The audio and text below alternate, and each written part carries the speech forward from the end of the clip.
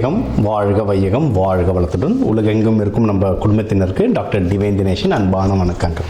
சரி, ஏப்ரல் மாதம் ராசி பலன்கள் பார்க்க போகிறோங்க. சரிங்களா, ராசி இல்லை லக்னம். ஓகே, லக்னத்தை வச்சு பாருங்கள், ஒன்று ஈஸி.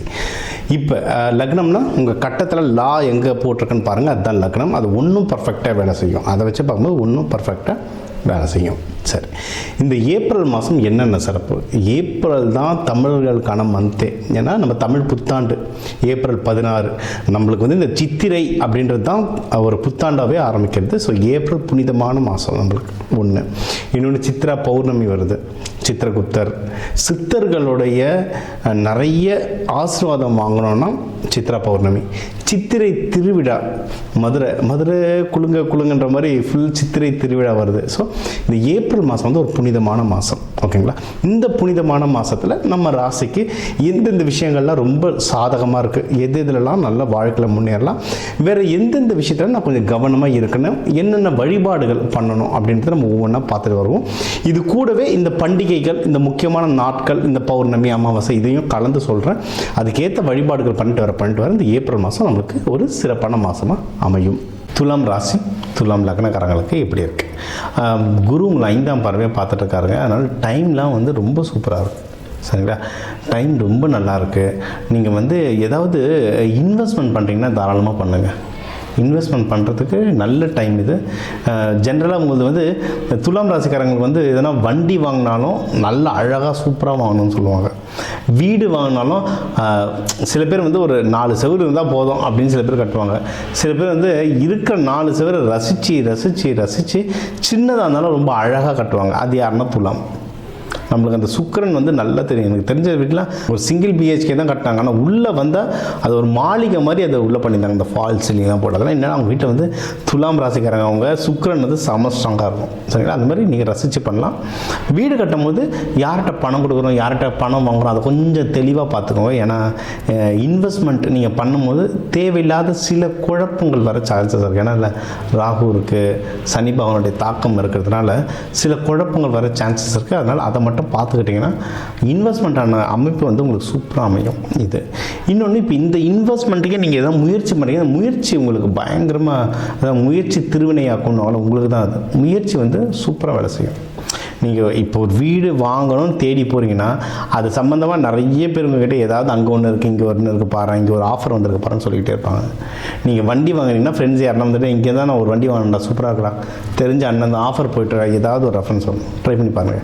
நீங்கள் ஒரு முயற்சின்னு எடுத்து வைக்கிறேன்னு ஹெல்ப் ஆகும். நீங்கள் புதுசாக வேலைக்கு கூட இப்போ இது வந்து நிறைய பேர் accountants, CAs, banking sector, finance sector, media, அதுக்கப்புறம் அப்பேரல்ஸ், துணி, இந்த செக்டர்ஸ்லாம் நிறைய பேர் இருப்பாங்க.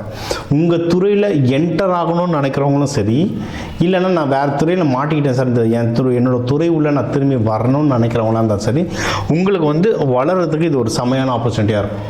தாராளமாக நீங்கள் வந்து ட்ரை பண்ணலாம். நீங்கள் எடுக்கிற முயற்சிகள் வந்து சக்ஸஸ் ஆகும். சரிங்களா, இது அது முக்கியமாக உங்களுடைய ஜூனியர்ஸ், இளைய சகோதரிகள் இவங்களை நீங்கள் அப்ரோச் பண்ணலாம். இது வந்து உங்களுக்கு ஒரு பெரிய லெவலில் கை குடிக்கும். உங்களுடைய வயசில் பெரியவங்களும் உங்கள் சீனியர்ஸ்லாம் அப்ரோச் பண்ணி பாருங்கள். நிறைய இடத்துல வந்து சீனியர்ஸ்க்கு ஹெல்ப் பண்ணுவாங்க. அவங்க இன்னொரு கம்பெனி ஜம்ப் பண்ணியிருப்பாங்க, அவங்ககிட்ட பேசும்போது அவங்க உங்களை ரெஃபர் பண்ணுவாங்க. அந்த சீனியர்ஸை பிடிங்க. சீனியர்ஸாக சில டீம் உள்ளே இருக்கிற வரைக்கும் தாங்க மேனேஜர் நம்மளாம் அடிச்சுப்போம். வெளியே போய்ட்டு அவங்களும் ஜாலி ஆகிடுவாங்க. எல்லா மனுஷனும் தானே, அவங்ககிட்ட ரெஃபரன்ஸ் கேளுங்க, அதுதான் கிடைக்கும். நல்ல மேனேஜராக இருந்தால் கேளுங்க, இல்லைனா திருப்பி போய் அவங்ககிட்ட மாட்டிக்குவானா. ஸோ அது வந்து ட்ரை பண்ணி பாருங்கள். இன்னொன்று, பணம் நல்லா கையில் நிற்கும். உங்களுக்கு வந்து எப்படின்னா பணம் கையில் நல்லா வரும், கூட நல்ல செலவு வரும்.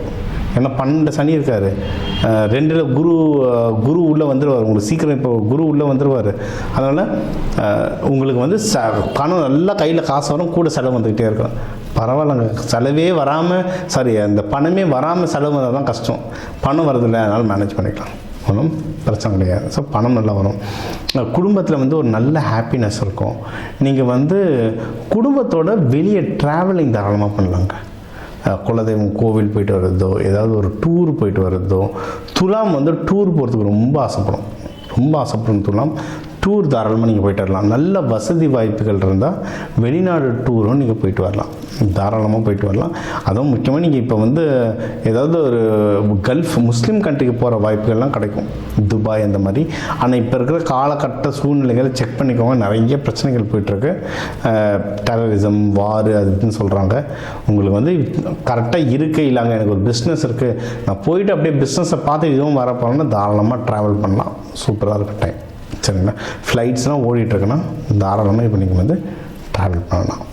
அடுத்து வந்து உங்களுக்கு வந்து கல்யாணத்துக்கு நீங்கள் எதனா நீங்கள் தேடிட்டு இருக்கீங்கன்னாலும் கல்யாண அமைப்புகள்லாம் வர்றதுக்கும் நிறைய வாய்ப்பு இருக்குது. லவ், ஏன்னா இது துலாத்துலலாம் வந்து சுக்கிரன்றதுனால லவ் நல்லா செட் ஆகும். யாராவது இருக்காங்க மனசில், வீட்டில் பேசி ரெடி பண்ணணும்னா தாராளமாக இங்கே வந்து அதையும் ட்ரை பண்ணலாம். வீட்டில் பேசும்போது மட்டும் பார்த்து பேசுங்க, சரிங்களா? ஏன்னா உங்களுக்கு வந்து வீட்டில் இப்போ சப்போர்ட் எந்த அளவுக்கு இருக்குன்றது, அந்த திருமண விஷயத்தை இருக்குன்றது செக் பண்ணணும், ஓகேங்களா? அதனால் கரெக்டான ஆளுங்க நீங்கள் பேசினா சொதப்போன்னு உங்களுக்கு தோணுச்சுன்னா வீட்டுக்கோ இல்லை யார்கிட்ட பேச போகிறீங்களோ அவங்களுக்கும் உங்களுக்கும் நடுவில் யாராவது ஒரு நல்ல காமனான ஒரு நல்ல ஃப்ரெண்ட் இருப்பாங்க, அவங்கள வச்சு மூவ் பண்ணி பாருங்கள். வேணும்னா ஜாதகம் கொடுத்தா எந்த மாதிரி பேர் அமைப்புகள்னு பார்த்து சொல்லலாம். இப்போ ஒரு ஜாதகத்தில் வந்து நம்ம எடுத்தோம்னா ஒய்ஃப் இல்லை ஹஸ்பண்ட் பேர் இப்படி அமையும் அப்படின்னு சொல்லலாம். சில பேர் ஜாதகத்தில், நம்ம நிறைய பேர் ஜாதகத்தில் அப்பா அம்மா பேர் எப்படி இருக்குன்றதை நம்ம பார்த்து சொல்லுவோம். அதே மாதிரி உங்களுக்கு ஒரு பிரச்சனை வருதுன்னா அந்த பிரச்சனைக்கு ஹெல்ப் பண்ணுறவங்க வந்து எந்த பேர் அமைப்பில் இருப்பாங்கன்றதை நம்ம பார்த்து சொல்லலாம். அந்த அமைப்பில் இருக்கவங்களை பிடிச்சிங்கன்னா அதுவும் உங்களுக்கு ஹெல்ப் பண்ணுறதுக்கு நிறைய வாய்ப்புகள் இருக்குது. ஓகே, அடுத்து வந்து தொழில் முன்னேற்றம். தொழில் முன்னேற்றத்துக்கும் எக்கச்சக்கமாக வாய்ப்பு இருக்குது. நீங்கள் வந்து தாராளமாக தொழில் நல்லா வளரும், ப்ராஃபிட்டை தான் ஜாக்கிரதையாக இருக்கணும், சரிங்களா? இப்போ நிறைய ஸ்டார்ட் அப் கம்பெனிஸ்லாம் பார்த்தீங்கன்னா 1000 கோடி 2000 கோடின்னுவாங்க. என்ன ப்ராஃபிட்டுன்னு பார்த்தீங்கன்னா மைனஸில் போய்ட்டுருக்கும். அதெல்லாம் என்ன, தொழில் வளரும், ப்ராஃபிட் கம்மியாக இருக்கும், சரி? அந்த நிலமையில் தான் இருப்பீங்க. பரவாயில்ல, இதை வந்து உங்களுக்கு சாதகமாக மாற்றுங்க. என்னென்னா ப்ராஃபிட்டை பற்றி ரொம்ப கஷ்டப்படாமல் தொழிலை எக்ஸ்பேண்ட் பண்ணுறதுல இருக்கு. அதுவும் வெளிநாடு எக்ஸ்பேண்ட், அதாவது எப்படியும் ப்ராஃபிட் பெருசாக வராது, நீங்கள் எதுவுமே பண்ணலனாலும் ப்ராஃபிட் குறைய போகுது. அப்போ என்ன பண்ணணும்னா தொழிலை நல்லா வளர்த்து விட்ருங்க. வெளிநாட்டுக்கு போகிறது, வெளிநாட்டில் பிரான்ச் ஓப்பன் பண்ணுறது, இல்லை உங்கள் ப்ராடக்ட் வந்து வெளிநாட்டுக்கு எக்ஸ்போர்ட் பண்ணுறது, அதுவும் செலவு தானே. அப்போ உங்கள் ப்ராஃபிட்டில் தானே எடுத்து போடுவீங்க, ப்ராஃபிட் கம்மியாகும், ஆனால் பிஸ்னஸ் வளர்ந்துட்டே போகும். ஸோ உங்களுக்கு வந்து எப்படின்னா இந்த வருஷம் முடியும் போது இல்லை அடுத்த வருஷம் ஸ்டார்டிங்னாலாம் எப்படின்னா இப்போ நீங்கள் போட்ட உழைப்பெல்லாம் ப்ராஃபிட்டாக வரும். பிஸ்னஸ் தான் அப்படி தாங்க. இப்போ நீங்கள் காலையில் போட்டு சாயந்தரம் வராது, நம்ம என்ன மீட்டர் வட்டியாக விட்டுறோம். ரெகுலர் பிஸ்னஸ் வந்து நீங்கள் போட்டிங்கன்னா 6 மாதம் ஆகும் வெளியே காசு எடுக்கிறதுக்கு, சரிங்களா? ஸோ இப்போ போடுங்க. இப்போ போடுற உழைப்பு வந்து இந்த வருஷம் எண்டுலேருந்து உங்களுக்கு அது ப்ராஃபிட்டாக மாறுறதுக்கு எக்கச்சக்கமான வாய்ப்பு இருக்குது. இது ஒன்று, சரிங்களா? அடுத்து வந்து வேலைக்கு போகிறவங்களுக்கு மட்டும் ஜாக்கிரதையாக இருங்க. தேவையில்லாத பாலிடிக்ஸ் உள்ள போகாதீங்க. நீங்கள் எப்போவுமே ஒரு மத்தியஸ்தம், ஒரு அன்பயாஸ்டாக இருப்பீங்க. அந்த அன்பயாஸ்டை வந்து நீங்கள் அப்படியே மெயின்டைன் பண்ணுங்கள்.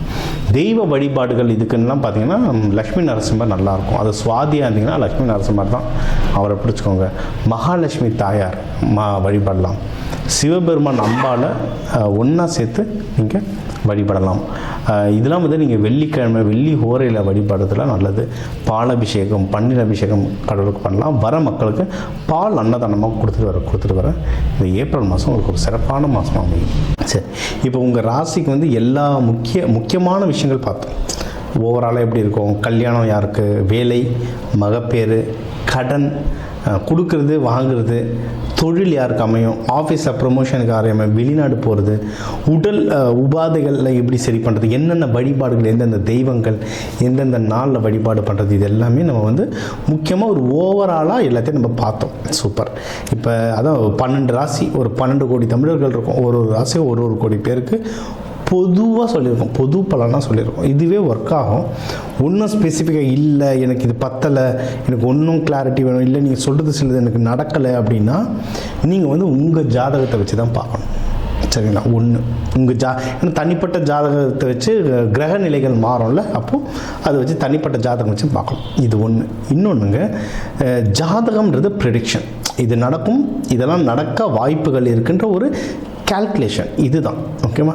இதை தாண்டி நமக்கு வந்து இந்த கிரகங்களோட எப்படி நம்ம வந்து ஒரு அலைன்மெண்ட்டுன்னு சொல்லுவாங்க, அவங்களுடைய வேவ் லென்த்தில் நம்ம அலைன்மெண்ட் ஆகிட்டோம்ல, அவங்க போக்குலேயே நம்ம போயிடணும்னா ஜெயிச்சிடலாம்.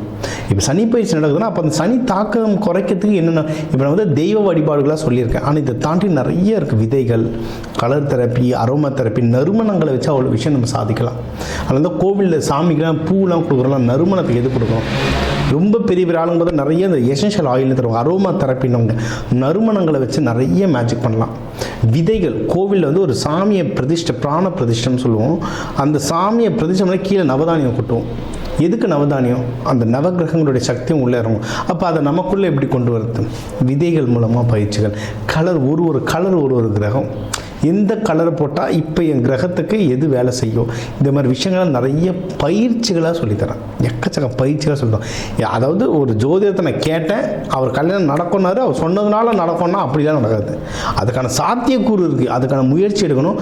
முயற்சி கூட அது நடத்துறதுக்கான சில சப்போர்ட்ஸ் நம்ம எடுத்துக்கணும். இந்த பயிற்சிகள் பண்ணணும், இந்த கோவில்கள் பண்ணணும். கோவில் சாமி ஒன்று கூட ஒன்றும் சில பயிற்சிகள்லாம் சொல்லுவோம். அதெல்லாம் பண்ண ஒரு இடம் ஒன்று, ஏன்னா ஒரு கிரகத்துக்கே எனக்கு சொல்கிறதுக்கு மணிக்கணக்கில் ஆகும். அதனால் எல்லாமே இந்த 8-10 நிமிஷத்துக்குள்ளே அடக்க முடியாது.